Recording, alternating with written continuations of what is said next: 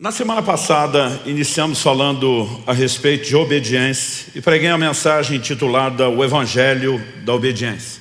Gastamos tempo fazendo a fundamentação bíblica doutrinária, né? E eu destaquei três coisas aqui. Em primeiro lugar, a relação entre salvação e obediência.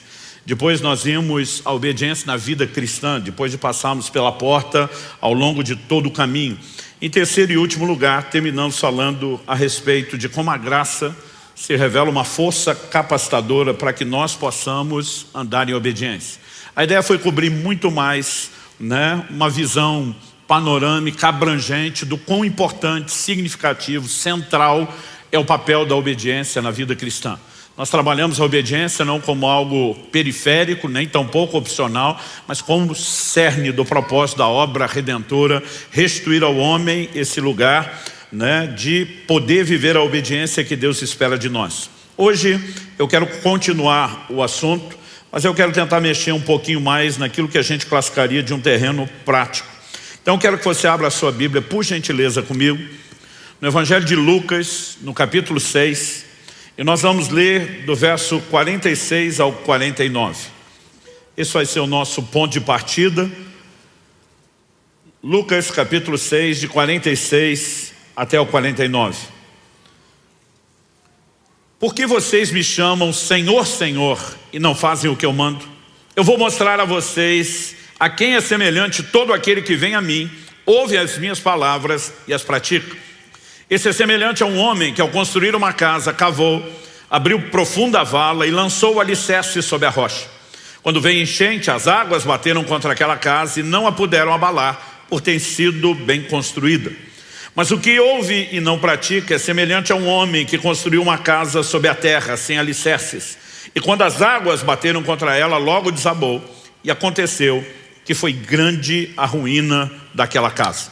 Meu Deus, suplicamos graça, favor, a liderança do Teu Espírito Santo na condução, na exposição, na aplicação das verdades da Tua Palavra. E nós oramos que o Senhor possa trazer de fato entendimento espiritual, iluminar os olhos do nosso coração, do nosso íntimo. E nós clamamos que a Tua Palavra, ó Deus, não apenas traga a informação, mas ela venha fazendo aquilo que faz muito bem. Ela é como espada afiada de dois gumes. Ela penetra ao ponto de dividir alma e espírito, juntas e medulas, e é apta para discernir os intentos do coração. Nós oramos que possamos enxergar não apenas aquilo que o Senhor propõe, mas nós oramos que ela traga à tona também aquilo que está dentro de nós, aquelas áreas que necessitam de ajuste, de sujeição ao Senhor, que precisam ser calibradas hoje na presença do Senhor. Nós nos sujeitamos à ação do Teu Espírito Santo, o Espírito da verdade, e oramos que a Tua Palavra cumpra o propósito pelo qual o Senhor a tem liberado, em nome de Jesus e para a glória de Deus. Amém. Bom, tanto no Evangelho de Lucas como no Evangelho de Mateus, essa alegoria, essa parábola que Jesus apresenta dos dois tipos de casa, ela vem quando ele arremata o chamado Sermão do Monte. Então ele vai dizer que não adianta ouvir tudo aquilo que ele falou e não colocar em prática. Ou seja, o propósito pelo qual Deus tem nos dado a sua palavra é porque ele espera basicamente, para simplificar, ele espera de nós uma única coisa: obediência. Mas Lucas registra um detalhe interessante. É o questionamento de Jesus no verso 46. Por que é que vocês me chamam Senhor se não fazem aquilo que eu mando? Nós afirmamos aqui na semana passada que a salvação depende do reconhecimento do senhorio de Cristo. Paulo diz em Romanos, no capítulo 10, nos versículos 9 e 10, se no teu coração creres que Deus ressuscitou a Jesus dentre os mortos e com a tua boca confessares a Jesus como Senhor, será salvo. Porque com o coração se crê para a justiça, com a boca se faz confissão a respeito da salvação. Ou seja, a salvação está atrelada não apenas à fé na morte e ressurreição de Jesus, no sacrifício que ele fez em nosso lugar, mas está também na disposição de, como falamos na semana passada, das obras de fé. A fé tem uma confissão, a fé tem uma visão e a fé tem obras. E nós vimos que parte dessas obras da fé é a rendição, é a disposição de obediência, a semelhança de Abraão, que Hebreus 11:8 diz que Abraão, pela fé, obedeceu. Então, colocar o coração em plena sujeição a Jesus como Senhor é o cerne da obra da salvação. Nós temos a mania de dizer, olha, tem que confessar Jesus Salvador. Isso não está na Bíblia. É lógico que Ele é Salvador. A Bíblia diz, se nós cremos e confessarmos Ele Senhor, seremos salvos. Se somos salvos é porque Ele salva. Mas Salvador nunca foi o objeto da confissão. O objeto da confissão é Senhor, é o seu senhorio.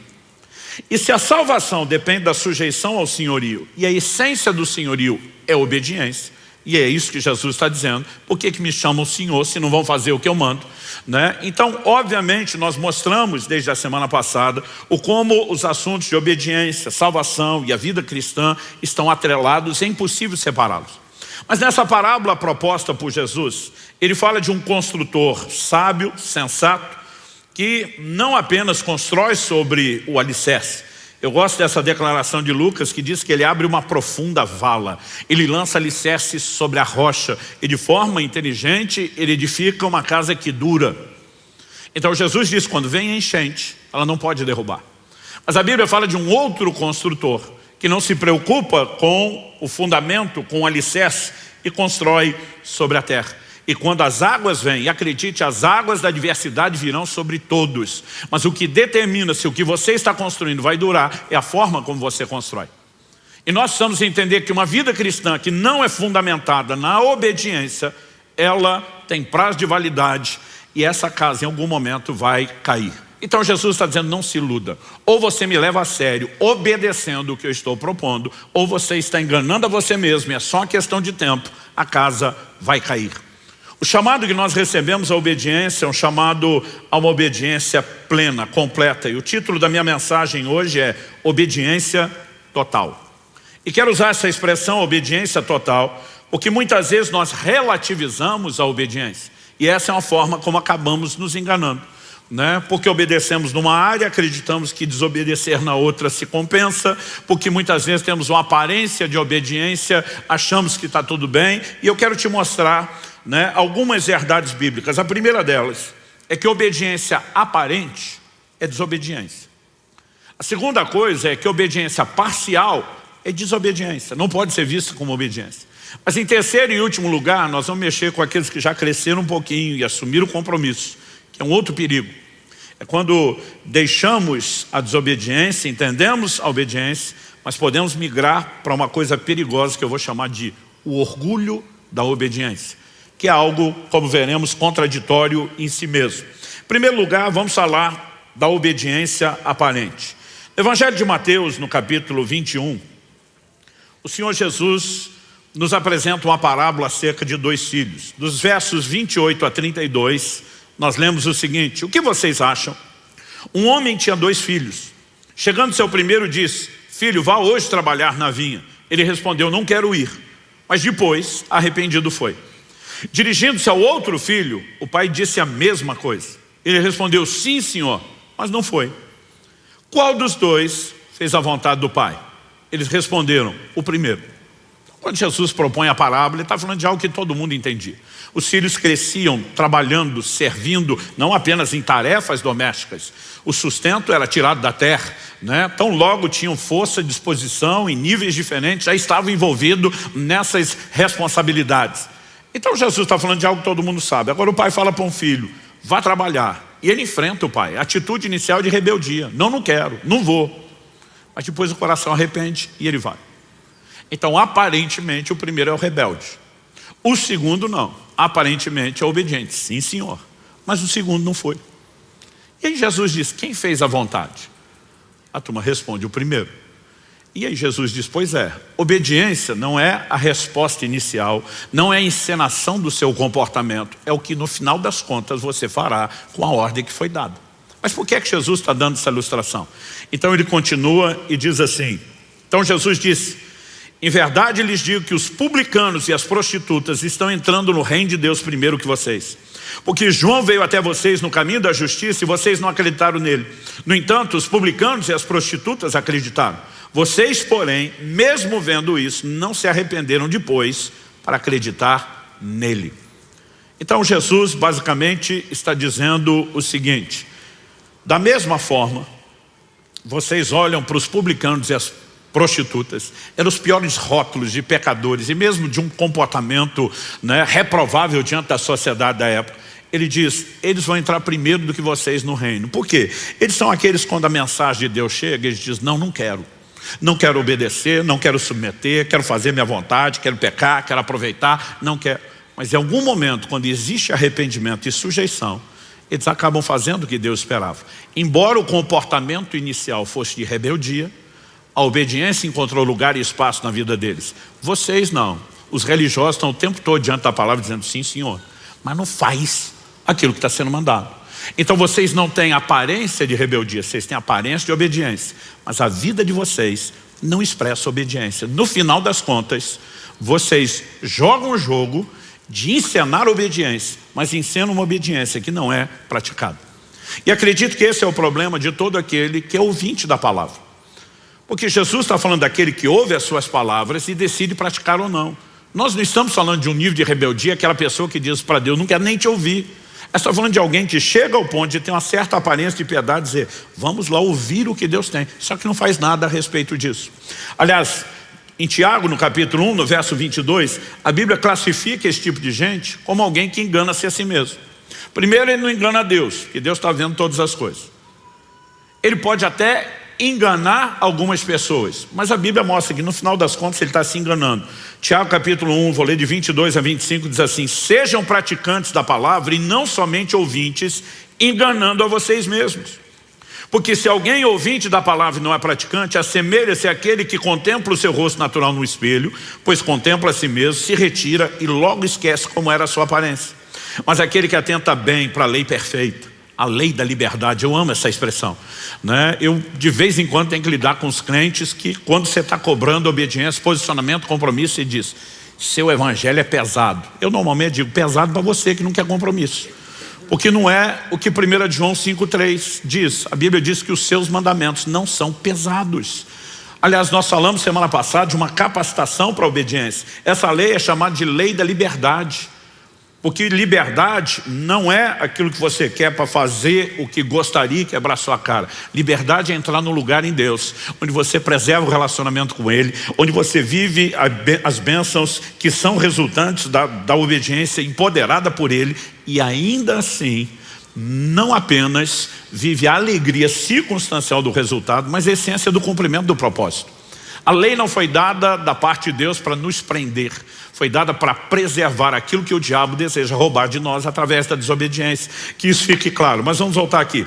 Mas aquele que atenta para a lei perfeita, a lei da liberdade, e nela persevera, não sendo ouvinte que logo se esquece, mas operoso praticante, esse será bem-aventurado no que realizar. Sempre a palavra de Deus relaciona. Você vai pegar Josué capítulo 1, verso 8, você vai pegar o Salmo 1, né? Sempre a palavra de Deus relaciona bem-aventurança com aqueles que obedecem, com aqueles que praticam a palavra de Deus. E nós precisamos entender que quem não faz isso, a Bíblia diz, está enganando-se a si mesmo. Porque muitas vezes ele acredita que diante de Deus, né, o estar ali ouvindo a palavra, cultuando, é tudo que Deus precisa. E Deus não quer uma aparência de piedade, Ele quer uma conduta que de fato se expresse por meio da obediência à sua palavra. Interessante que num outro momento Jesus confronta os fariseus, porque eles eram a seita mais severa dentro do judaísmo. Eles eram o grupo religioso mais dedicado, né? É o que, usando a linguagem atual, alguém na época poderia dizer, são os beatos, são os carolas, é o time da dedicação, realmente, de fato são eles. E eles se tornaram muito conhecidos pelo seu zelo em obedecer a palavra. Mas ao longo do tempo eles usaram aquele próprio zelo e dedicação para criar desculpas para não obedecer a palavra. Olha o que Jesus diz no Evangelho de Marcos, no capítulo 7, do verso 5 até o 13. Os fariseus e os escribas perguntaram a Jesus, por que os seus discípulos não vivem conforme a tradição dos anciãos, mas comem com as mãos impuras? Os anciãos estabeleceram alguns ritos de purificação, entre eles um processo de como deveriam lavar, né, as mãos, lavar-se a si mesmo antes de comer, e eles estavam pegando espigas, comendo de qualquer forma, e o povo vai lá dar uma bronca em Jesus. Por que é que eles não vivem conforme a tradição? Jesus respondeu, bem profetizou Isaías a respeito de vocês hipócritas, como está escrito, esse povo me honra com os lábios, mas seu coração está longe de mim. Em vão me adoram, ensinando doutrinas que são preceitos humanos. Rejeitando o mandamento de Deus, vocês guardam a tradição humana. Disse-lhes ainda, vocês sempre encontram uma maneira de rejeitar o mandamento de Deus para guardarem a própria tradição. As traduções mais clássicas de Almeida diz jeitosamente. A palavra traduzida jeitosamente, kalos, fala de algo belo, né? Ou seja, diz, vocês embelezam a desculpa da desobediência de vocês. Então, o Senhor diz o seguinte: vocês sempre encontram uma maneira de rejeitar o mandamento de Deus para guardarem a própria tradição. Pois Moisés disse, honre seu pai e sua mãe, e quem maldisser seu pai ou sua mãe seja punido de morte. Vocês, porém, dizem que se alguém disser ao seu pai ou à sua mãe, aquilo que você poderia receber de mim é corbã, isso é oferta ao Senhor, então vocês o dispensam de fazer qualquer coisa em favor do seu pai ou da sua mãe, invalidando a palavra de Deus por meio da tradição que vocês mesmos passam de pai para filho. E fazem muitas outras coisas semelhantes. Ou seja, Jesus está dizendo, vocês conseguiram criar rituais, aparências de piedade que negam a palavra. Conversa é essa. A Bíblia manda honrar pai e mãe. E fala das consequências de você agir da forma inversa. Agora vocês dizem que quando a pessoa consagrou a Deus aquilo, ela não deve mais obediência. Jesus está dizendo que conversa é essa.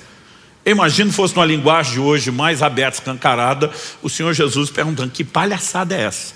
Né? Como é que vocês chegaram a esse ponto? Mas o interessante é que por trás de tudo isso, né, existem normas sendo estabelecidas que aparentam que eles estão defendendo um código, que eles continuam vivendo a obediência, mas o que na verdade eles estão praticando é só uma aparência de obediência. Existem muitas formas pelas quais nós podemos fazer isso. Eu me lembro de um fato curioso. Na adolescência, quando fui cheio do Espírito Santo, estava com o coração disposto a buscar Deus, é lógico que você quer conectar na turma que está levando Deus a sério. É muito melhor você estar acompanhado dessa turma dos que não estão levando Deus a sério. E acredite, dentro da igreja pode ter de tudo. Mas mesmo essa turma queria levar Deus a sério, eu vi essa turma inventar umas regras que eu falava para eles, de onde vocês tiraram isso? Então, por exemplo, o grande desafio dos jovens e adolescentes que sabiam a importância de andar em pureza, a maioria de nós todos tínhamos decidido, nós vamos esperar o casamento, vamos fazer tudo certo, mas existia um zelo até para a forma como olhava para as mulheres. Jó 31:1 diz, fiz aliança com os meus olhos, como pois os fixaria numa vista? Então você olha para um cara mundano, às vezes a mulher passa, ele dá o raio-x de alto a baixo, né? Consegue avaliar, imaginar tudo que quer. A conduta de um homem de Deus não deve ser dessa forma. E essa hora que pelo menos os machos tinham que dizer um amém aí, vamos lá. Mas a garotada, essa turma, dizia o seguinte, que a primeira olhada não é pecado. O que é a primeira olhada? A moça passou, às vezes o camarada assim dá aquela espiada, mas daqui a pouco ele pensa o que é que realmente passou e diz que a segunda olhada é que é pecaminosa. A primeira não tinha má intenção. Eu dizia para eles, então olha a primeira e não para até o fim. Está resolvido o problema. A questão não é quantas vezes olha, Jesus fala sobre a intenção do coração. E às vezes nós ficamos inventando algumas outras regras para simplesmente maquiar aquilo que claramente está lá. Dá para entender isso? E nós temos uma capacidade de articular e inventar essas coisas que é incrivelmente criativo. Segunda coisa que eu quero falar. Obediência parcial, assim como a aparente, é desobediência. Não tem outro rótulo. 1 Samuel, no capítulo 13, a palavra de Deus fala a respeito de Saul. Saul foi o primeiro rei que a nação de Israel tem, escolhido pelo próprio Deus. Deus sinalizou quem seria a pessoa. 1 Samuel capítulo 13, verso 8, diz o seguinte, Samuel dá uma instrução ao rei Saul, de que ele esperasse um prazo determinado, e que ele esperasse Samuel chegar para oferecer o sacrifício. O texto diz assim, Saul esperou 7 dias, segundo o prazo determinado por Samuel. Mas como Samuel não vinha a Gilgal, o povo foi se espalhando dali. Então Saul disse, tragam-me aqui o holocausto e as ofertas pacíficas, e ofereceu o holocausto. Mal tinha ele acabado de oferecer o holocausto, eis que chegou Samuel. Saul saiu ao encontro dele para o saudar. Samuel perguntou, o que foi que você fez? Saul respondeu, vendo que o povo ia se espalhando daqui e que você não vinha no prazo combinado e que os filisteus já tinham se ajuntado em Micmas, eu disse comigo, agora os filisteus irão contra mim em Gilgal e ainda não busquei a face do Senhor. Assim, forçado pelas circunstâncias, ofereci holocaustos.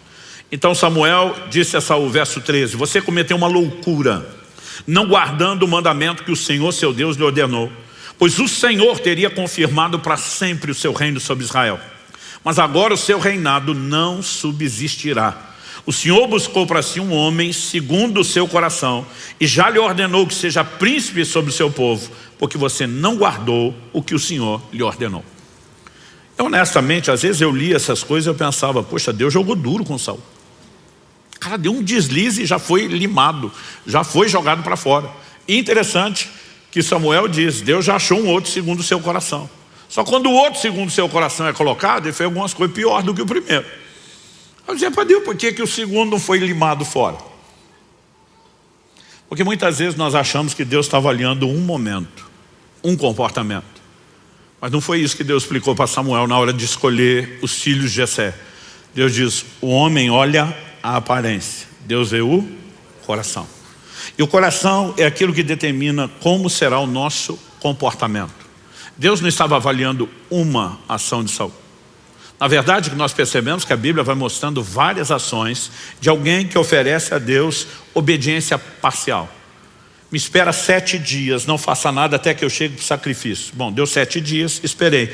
Mas Samuel não chegou ainda, problema dele. Eu obedeci uma parte, ele devia ter se esforçado na dele. As pessoas que praticam obediência parcial, elas sempre têm alguma coisa dentro delas para justificar a relativização, a compensação. É quase como se fosse mais ou menos assim, obedeci nessa área, tudo bem se eu desobedecer na outra, porque um pelo outro, e esse aqui é mais importante, eu acho que no final meu saldo está bem. E não é dessa forma que Deus olha. Em Tiago, no capítulo 2, nos versos 10 e 11, a Bíblia diz, pois quem guarda toda a lei, mas tropeça em um só ponto, se torna culpado de todos. Porque aquele que diz não cometa adultério, também ordenou não mate. Ora, se você não comete adultério, porém mata, acaba sendo transgressor da lei. Então, de alguma forma, às vezes a gente fica relativizando e a gente diz, não, mas se eu fiz isso aqui, aquilo cabe. E a obediência parcial, ela é considerada por Deus desobediência. Eu acho interessante o como a mentalidade das pessoas processam as coisas. Por exemplo, para nós, aliás, a gente olha na própria sociedade, pregando o evangelho para muita gente presa, condenada, você vê que uma das coisas que mais gera culpa na mente e no coração do homem, normalmente diz respeito ao homicídio. Mas ao longo da história, nós já tivemos momentos onde, diante dos escrúpulos das pessoas, mesmo daqueles que não eram muito tementes a Deus, não, existiam algumas coisas que tinham um peso maior. Uma delas, que infelizmente a nossa sociedade está programando todo mundo para aceitar, é que o adultério está tudo bem. Mas, por exemplo, por que Abraão faz um acordo com Sara, sua esposa, e diz, olha, onde a gente chegar, você vai dizer que é minha irmã e não minha esposa. Porque ele diz, você é uma mulher muito bonita, vão querer você, e para ficar com você vão me matar. Por que queriam matar Abraão? Porque se a mulher tem marido, ninguém pode ficar com ela, mas se tiver viúva, pode. Então olha a cabeça dos caras. Adulterar não, matar tudo bem. Porque pelo menos depois que a gente matar o cara, a gente cometeu um pecado menor, mas o pecado maior, que é o adultério, nós não vamos cometer. Hoje em dia, as pessoas olham para o adultério como o pecado menor e o homicídio maior, mas a relativização continua. Só que a Bíblia está dizendo, o mesmo Deus que ordenou uma coisa, ordenou outra. Quando você tropeça num, você tropeçou em todos, não adianta relativizar. Mas de alguma forma você olha para Saul e você vai perceber isso o tempo todo. Vá comigo para 1 Samuel capítulo 15. E de novo a Bíblia vai falar a respeito de Saul. E a Escritura nos mostra o como de fato aquilo era uma conduta recorrente. 1 Samuel 15, eu vou começar no verso 1. Samuel disse a Saul, foi a mim que o Senhor enviou para ungir você como rei sobre Israel, o povo dele. Agora ouça as palavras do Senhor. Em outras palavras, você lembra do início? Que Deus me usou para levantar você, escolher você, que tudo que eu falei da parte de Deus tem acontecido, se mostrou fiel. Então, presta atenção.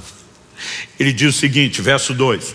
Assim diz o Senhor dos Exércitos, castigarei Amaleque pelo que fez a Israel, colocando-se no caminho de Israel quando ele saía do exército, do Egito. Está lá em Êxodo no capítulo 17. Portanto, vá e ataque os amalequitas, destruindo totalmente aquilo que eles tiverem. Não poupe ninguém.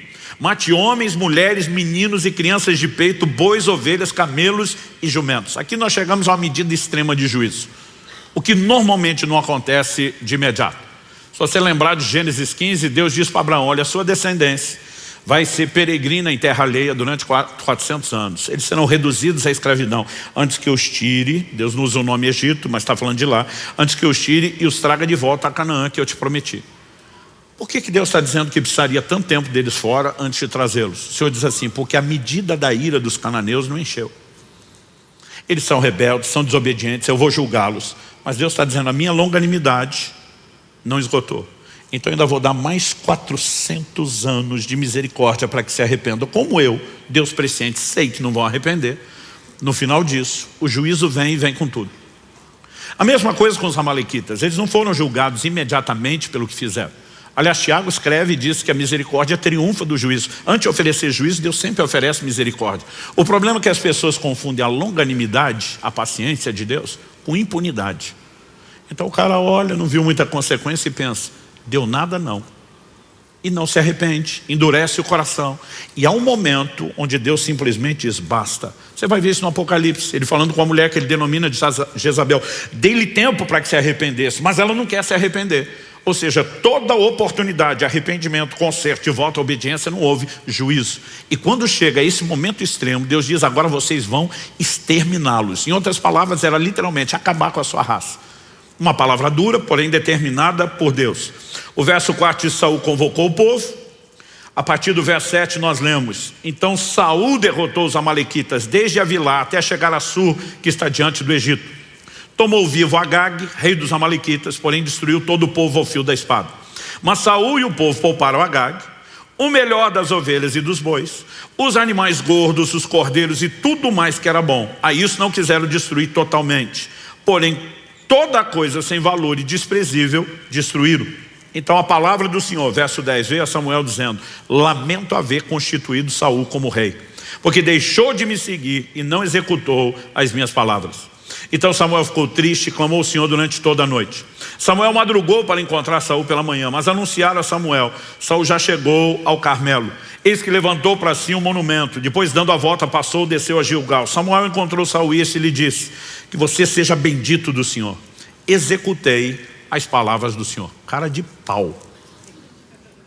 Mas Samuel perguntou, então que balido de ovelhas é esse nos meus ouvidos e o mugir de bois que estou escutando? Saul respondeu, trouxeram isso dos amalequitas, porque o povo guardou o melhor das ovelhas e dos bois para o sacrificar ao Senhor seu Deus. O resto nós destruímos totalmente. Então Samuel disse a Saul, espere, vou declarar a você o que o Senhor me disse essa noite. Saul respondeu, fale. Samuel continuou, não é verdade que mesmo sendo pequeno aos seus próprios olhos, você foi colocado por cabeça das tribos de Israel? O Senhor o ungiu como rei de Israel. O Senhor o enviou esse caminho e disse, vá e destrua totalmente esses pecadores amalequitas e lute contra eles até exterminá-los. Por que então você não deu ouvidos à voz do Senhor, mas se lançou sobre o despojo e fez o que era mal aos olhos do Senhor?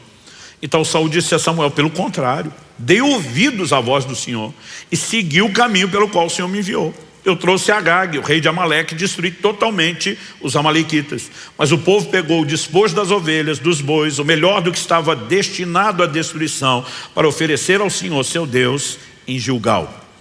Interessante essa expressão que aparece aqui, destinada à destruição, é a palavra hebraica Sherem. É a mesma usada quando Deus diz para Josué, quando vocês conquistarem Jericó, ninguém pegue nada, o ouro, o tesouro, a prata são consagrados a Deus.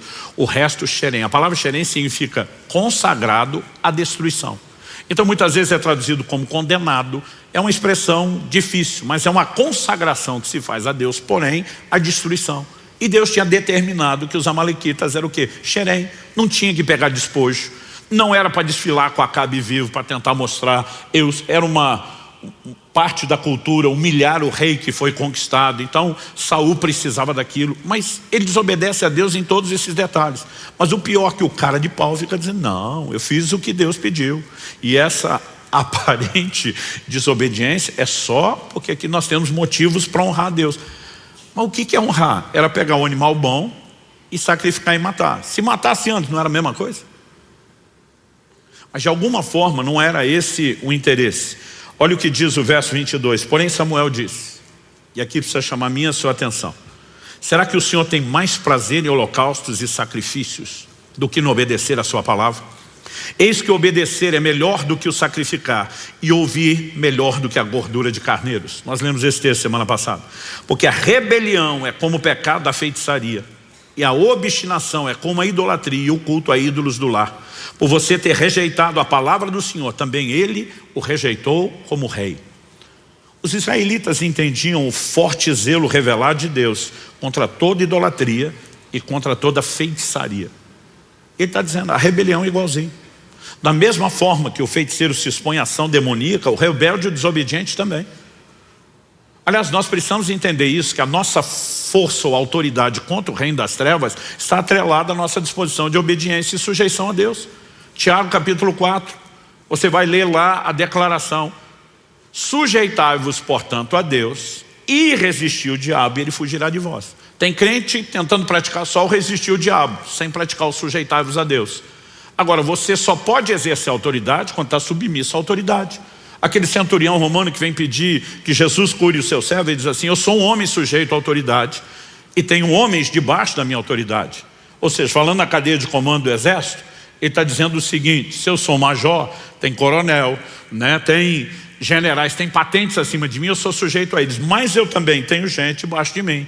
Tem capitão, tem tenente, tem gente para obedecer minha voz de comando. E a minha capacidade de poder exercer autoridade para baixo depende da minha sujeição à autoridade para cima. No reino de Deus não é diferente. A Bíblia diz: se você se sujeita a Deus, a autoridade maior, você pode expressar autoridade contra Satanás e o reino das trevas. Mas se não faz isso, não. E muitas vezes nós não percebemos o quão sério é. Você não só não pode resistir, como passar a ser resistido, tocado, atacado pelo reino das trevas quando está andando em obediência. Ainda que seja, andando em desobediência, ainda que seja parcial. Ao olhar para as escrituras, a gente percebe que demora para Saul admitir. Finalmente no verso 24 nós lemos: então Saul disse a Samuel: pequei, pois transgredi o mandamento do Senhor e as palavras que você falou, porque temi o povo e dei ouvidos à voz deles. No final das contas, todo desobediente sabe. Ele tenta se enganar, ele cria desculpas, mas lá no fundo ele sabe quais são as motivações.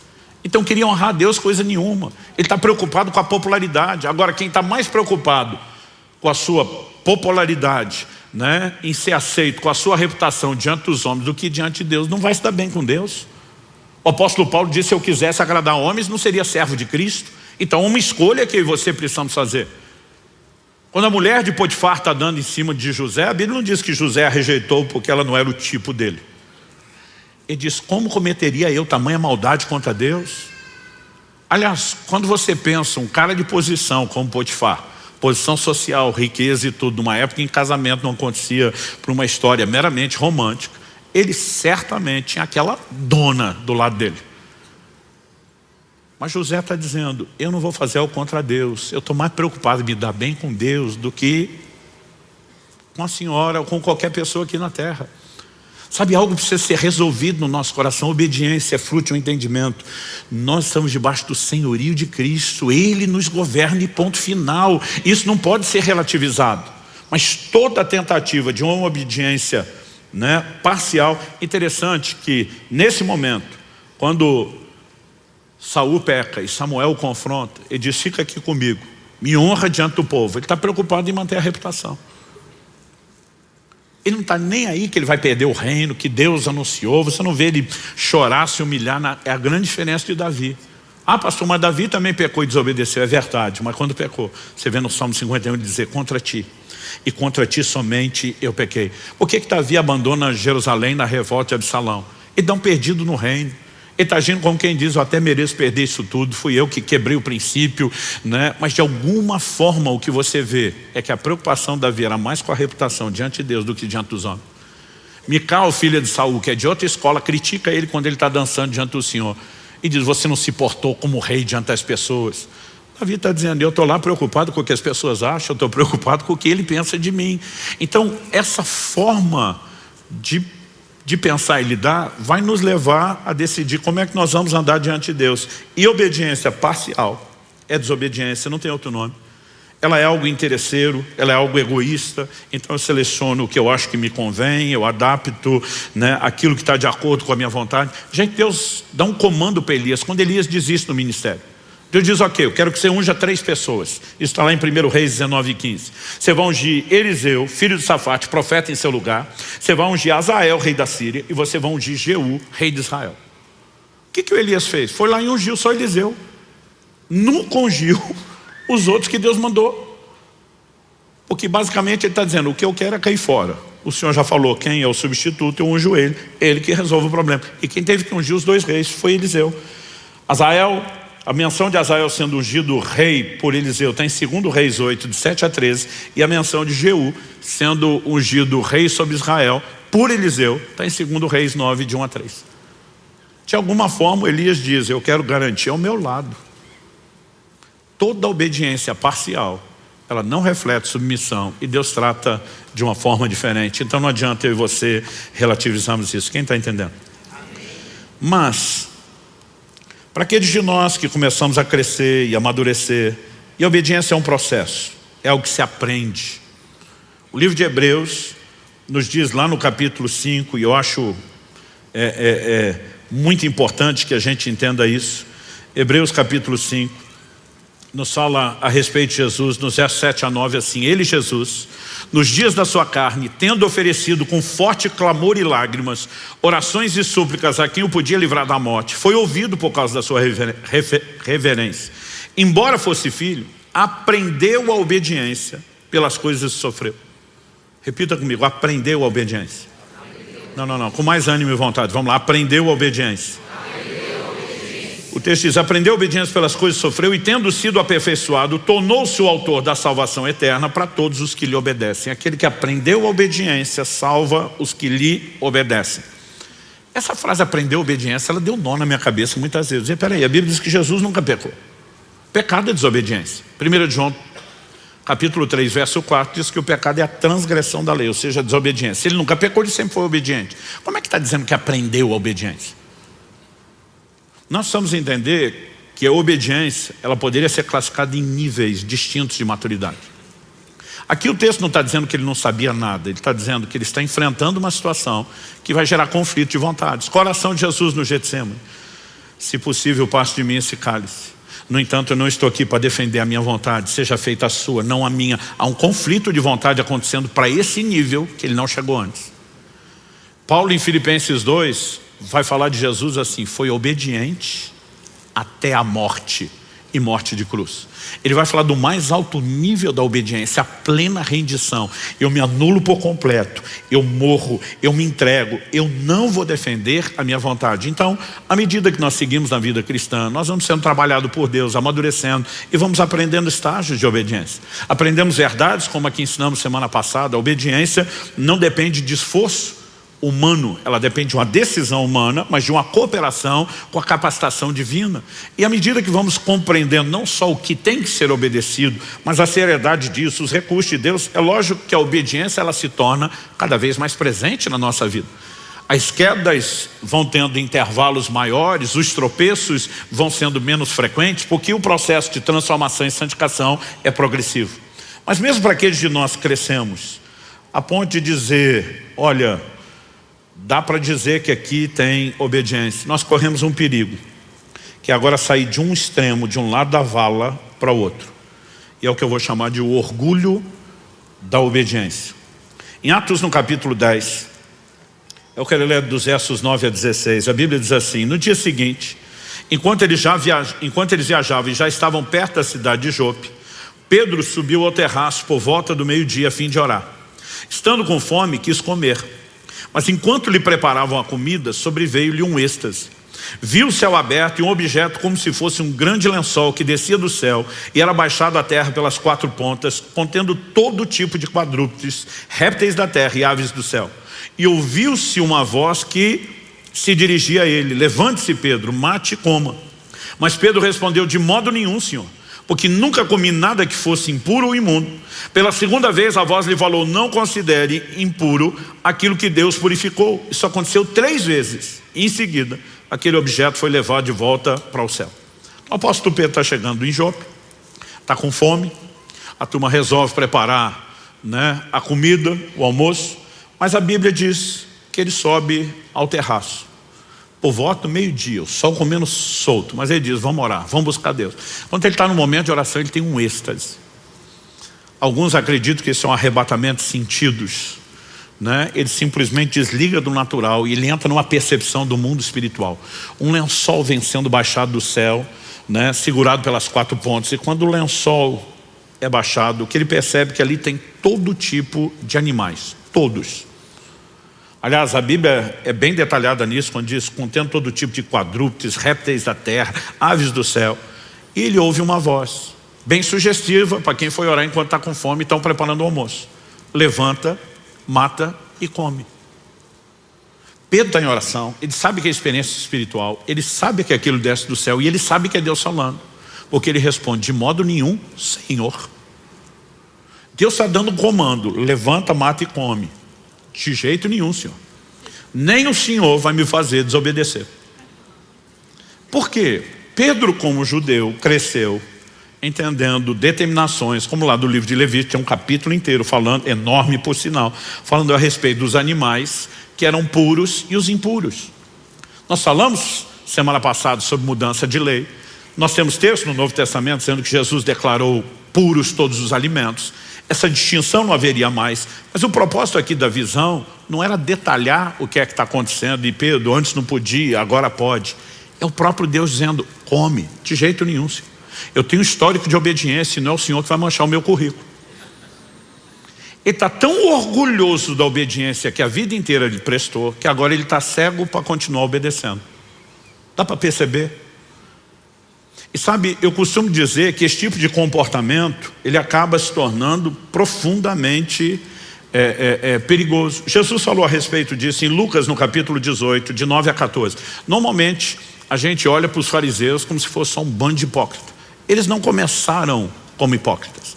Eles começaram como um movimento zeloso de respeitar, obedecer a palavra, levar Deus a sério e se perderam no processo. Lucas capítulo 18, de 9 a 14. Jesus também contou essa parábola para alguns que confiavam em si mesmos, por se considerarem justos e desprezavam os outros. Então a parábola tem destino certo. Quem confia em si, se acha justo e ainda se compara a ponto de desprezar os outros, olhando com desdém, dizendo eu sou melhor do que você. Ele diz, 2 homens foram ao templo para orar. Um era fariseu, era o mais alto nível de um cara religioso. O outro era publicano, era o pior rótulo de pecador. O fariseu ficou em pé e orava de si para si mesmo. Eu amo essa definição de Jesus. Orava de si para si, porque com esse coração não está falando com Deus e Deus não está ouvindo essa oração. Orava de si para si mesmo dessa forma, ó Deus, graças te dou, porque não sou como os demais homens, roubadores, injustos, adúlteros, nem ainda como esse publicano. Jejuo 2 vezes por semana, dou o dízimo de tudo que ganho. Em outras palavras, eu sou o cara. Eu fico tentando imaginar o que é o publicano do lado dele, tendo que ouvir uma oração dessa. Senhor, eu te louvo que eu sou muito melhor que esse miserável do meu lado. Alguns de nós publicanos pensaria, publicano por publicano, pecador por pecador, já dava um couro no camarada do lado, dentro da casa de Deus. A Bíblia diz assim, o publicano estando em pé longe, nem mesmo ousava levantar os olhos para o céu, mas batia no peito dizendo, ó Deus, tem pena de mim. Outra tradução diz, misericórdia de mim que sou pecador. Digo a vocês que este desceu justificado para sua casa e não aquele. Porque todo o que se exalta será humilhado, mas o que se humilha será exaltado. Que esse texto seja devidamente entendido. Deus não está punindo o obediente para recompensar o desobediente. O assunto agora é humildade ou orgulho. E isso é o que está sendo abordado. Só que a Bíblia diz claramente que Deus resiste ao soberbo. Se tem algo que vai envenenar o relacionamento de qualquer pessoa com Deus, é o orgulho. E esse cara tem o orgulho da obediência. O senhor sabe que eu jejuo 2 vezes por semana, eu dou o dízimo de tudo, eu sou o cara. E quando você entra nesse modo de fazer o que deve, mas se gloriar por isso, você está desfazendo aquilo que fez. Porque a mesma Bíblia que mandou você fazer aquelas coisas, manda que você não se orgulhe. E quando você tropeça num ponto, você tropeçou em todos os outros. É como se não tivesse feito nada daquilo do qual você se orgulha. Aliás, o orgulho da obediência é contraditório. Porque não se trata de mérito. Nós falamos semana passada que a única forma de viver plena obediência é pela capacitação da graça. Então no final, se eu e você obedecemos, tem que haver em nossos corações uma atitude de quem reconhece. Se não fosse o Senhor, ainda que eu tenha tomado minha decisão, levado a sério minha responsabilidade, se não fosse o Senhor e os seus recursos, eu não teria chegado lá. Como é que eu vou me orgulhar de algo como se não tivesse feito aquilo com a ajuda de Deus? Segundo, além de ser contraditório, Jesus fala em Lucas, no capítulo 17, de 7 a 10, de um camarada que diz que merece uma medalhinha no peito, escrito servo inútil. Ele diz, depois que vocês fizerem tudo que foi mandado, vocês têm que se nomear servos inúteis, porque fizeram só o que tinha que ser feito. Em outras palavras, você não fez mais do que obrigação, está se orgulhando do quê? Então, nós precisamos entender que o orgulho da obediência é contraditório à ação da graça e faz a gente achar de alguma forma que isso não era a obrigação que nós temos que carregar. No entanto, quando eu olho para esses camaradas, eu fico me perguntando, será que eu e você? O fariseu ainda é mais fácil a gente dizer, não, esse aqui não era dos melhores não, mas você pega Pedro, um líder exemplar, uma das colunas da igreja, e o cara está dizendo para Deus, de modo nenhum, Senhor. Então a pergunta é, será que pode acontecer comigo, com você? A resposta é com certeza. Alguns anos atrás, eu tive uma experiência que me abriu a mente para perceber o quanto eu e você estamos vulneráveis a esse tipo de coisa. Logo nos primeiros anos da Alcance aqui em Curitiba, eu levei os homens do presbitério para um retiro de oração e jejum. As mulheres não podiam, a maioria dos filhos eram pequenos, então nós saímos só os homens, acho que eram 2 ou 3 dias. Durante esse nosso tempo de jejum e oração, alguém fez um comunicado numa época em que a internet era uma coisa complicada, né? Não me lembro se ainda estávamos no modo de escada, mas era complicado. Mas alguém falou assim, vocês estão sabendo que fulano de tal, falou o nome do ministro. Falou assim, o cara veio a público com um vídeo de uma confissão, admitindo que tropeçou, que caiu, que errou, está se afastando do ministério, está sendo exposto, né, a um tempo de disciplina. E alguém falou, ó, estou com o vídeo aqui. Falei, vamos assistir isso. E nós assistimos o vídeo. E quando terminamos de assistir o vídeo, eu falei para eles, escreva o que eu vou falar. A maioria de quem está perto de mim o suficiente sabe que se eu falar escreva, o negócio é muito sério e dificilmente não acontece, né? Porque eu só falo isso quando estou debaixo de muita convicção. Falei, escreva o que vai acontecer. E não estava falando por revelação de Deus não, era dedução. Eu falei, ele fez essa confissão com o líder do lado. O líder não está dando só apoio ao processo. Eu conheço o líder dele. O líder dele é jogo duro. E ele engoliu esse negócio a seco, porque não tinha muita opção. Mas ele não vai aguentar o processo. Só quando ele não aguentar, ele é o queridinho, ele é o popular, não o líder dele, conhecido por ser austero e duro. Então a hora que ele espanar, mesmo não cumprindo o processo, ele vai ser acolhido por outros líderes fora do ministério dele, que vão dar um tratamento bem mais suave a tudo que aconteceu. E infelizmente vão tratar coisa como prazo de validade. Então eu acho que pelo que aconteceu, eles vão achar que 1 ano é pouco. Com 1 ano e meio, esse cara volta para o ministério como se o tempo resolvesse as coisas. Eu falei, infelizmente ele vai ter um grande apoio para voltar, mesmo não cumprindo tudo isso ao qual ele está se comprometendo. E como eu queria ter errado, mas não errei. Tudo que eu falei se cumpriu. 1 ano e meio depois, estou chegando numa outra cidade para participar de um evento. Vários dos nossos pastores, não só da Alcance Curitiba, os outros foram conosco para receber de Deus lá. E quando cheguei na cidade eu vi, não falei com ninguém, não comentei com ninguém, mas vi um outdoor anunciando um evento de restauração e celebração da volta daquele irmão ao ministério. Quando vi aquilo dentro de mim, fiz as contas, falei exatamente 1 ano depois, 1 ano e meio depois, tudo aconteceu como queria e a gente segue banalizando coisas que deveriam ter um pouquinho mais de consideração e ser tratado de forma mais importante. Mas não falei para ninguém, só pensei. E fui dormir, chateado com o que eu vi, mas fui dormir. Dia seguinte, quando acordei, o evento estava acontecendo num hotel, então eu lembro que eu estou passando pela área do café da manhã para me dirigir ao auditório. E o Ney, pastor da Alcance nosso em Irati, que eu brinco que ele é uma máquina de sonho profético. O Ney me veio e falou assim, amigão, antes de você entrar lá, preciso te contar um sonho que eu tive com você essa noite. Quando ele falou isso, falei, daqueles bem coloridos. Ele falou, daqueles bem coloridos. Já puxei uma cadeira, sentei e falei, vem cá, fala já. Ele olha para mim sem saber de nada. Ele nunca teve na reunião de 1 ano e meio antes, que era só os pastores de Curitiba. Eu nunca mais falei isso com ninguém. Não falei o que eu pensei no dia anterior.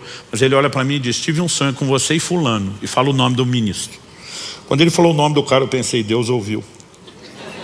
Eu falei para ninguém, mas Deus ouviu. Aí diz, vocês estavam numa sala, não era uma sala de uma casa, de uma igreja, não sei definir, um ambiente um pouco mais amplo.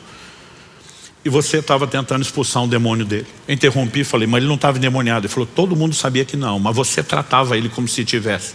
Só isso já teria acabado comigo. Mas o curioso é que parece que eu sabia tudo que ele ia falar. E eu entendi até por que a simbologia do sonho.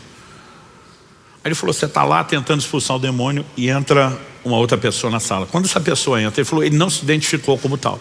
Mas pela minha experiência, pelo porte, pela glória, o semblante, eu te afirmaria que era um anjo de Deus.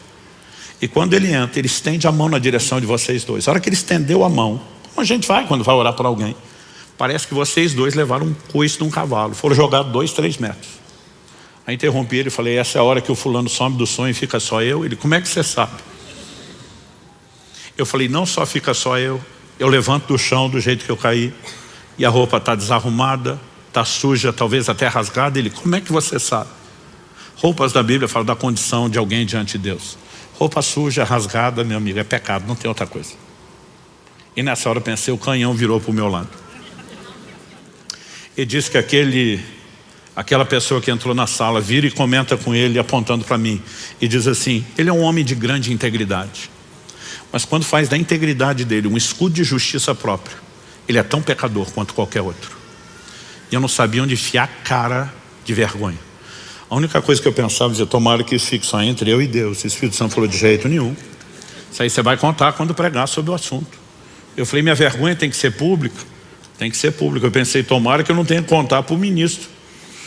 E Deus me disse, vai. Já tive algumas conversas com ele depois disso. Porque muitas vezes não adianta eu e você termos o compromisso com Deus, a obediência, e entrarmos no modo do orgulho da obediência. Isso é contraditório. Se não for, eu e você permanecemos quebrantados aos pés da cruz, dependendo dele continuamente, nós não vamos poder manter a obediência da qual a gente está se orgulhando como se fosse nós.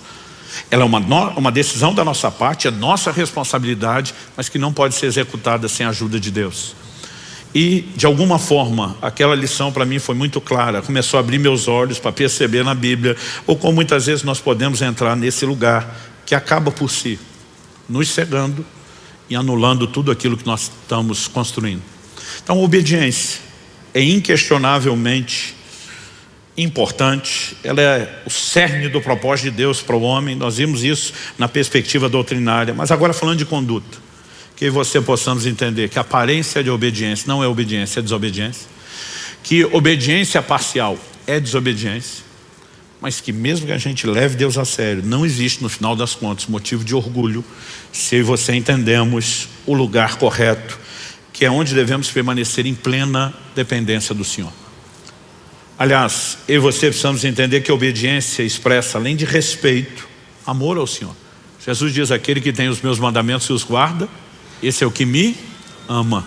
E como diz 1 João 5,3, os seus mandamentos não são penosos ou pesados, porque nós não precisamos carregá-los sozinhos, não é fruto de esforço.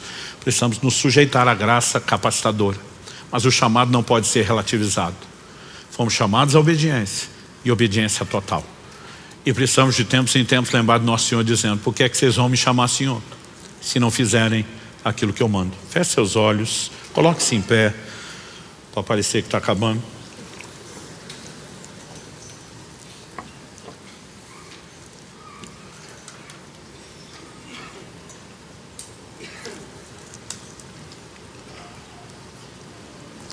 Meu Deus, nós reconhecemos que se o Senhor não vivificar a Tua palavra dentro de nós, sairemos apenas com um pouco mais de informação, com material para pensar, sem contar o risco daqueles de nós que sequer vamos dar continuidade em pensar naquilo que o Senhor falou. É por isso que clamamos uma vez mais a ação do Teu Espírito Santo. Ajuda-nos, ó Deus, a entender na nossa vida quais aspectos merecem a devida atenção. Talvez haja entre nós aqueles que estão praticando obediência aparente, sem enxergar com clareza que isso é desobediência. Talvez haja aqueles que optaram pela obediência parcial, estão enganando-se a si mesmos sem perceber que isso é desobediência. Talvez haja aqueles que reuniram as duas coisas. Mas também, ó Deus, certamente há aqueles que estão aprendendo a obediência, a semelhança de Jesus. Já avançaram além dos primeiros níveis, mas de alguma forma passaram a acreditar que são os únicos responsáveis por isso. e começaram a dar lugar ao orgulho, em vez de se permanecer naquele lugar de dependência do Senhor. Isso estanca o fluxo dos seus recursos, impede-nos de continuar a dar a obediência que demos antes com a tua ajuda e nos coloca num lugar de reprovação. Pai, sabemos que há muito a aprender, há muito a crescer, há níveis de obediência que ainda não alcançamos.